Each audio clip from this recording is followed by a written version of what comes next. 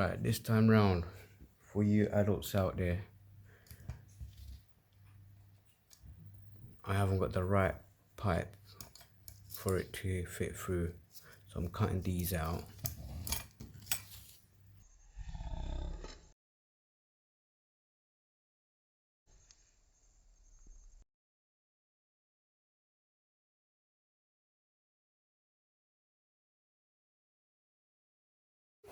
Okay, maybe there is a different way to do this, but you definitely need this bit.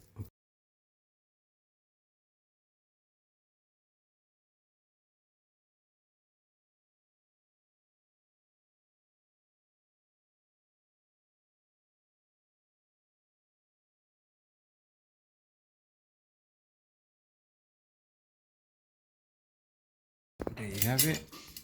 I've taken all of these plastic bits off, kept the middle bit. Now I'm going to stick these things to this pipe, to this plastic bit here. Okay, and make sure it does spin. So make sure it spins. Boom, boom, boom, boom, boom. And now to check if it goes through the pipe. It goes through. And take that secure. Don't push that all the way through because it may stop it from spinning. Put it as much as possible and make sure it spins. It's got a good spin on it. Now is to stick this pipe. It's got some crazy spin on it. Alright.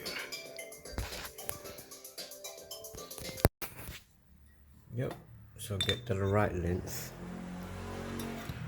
of the bar that you're gonna strike at. Of one, so put that through as much as possible until can't put that through. And what I would do is duct tape again, and then insulation pipe and duct tape it to secure it so it doesn't come off.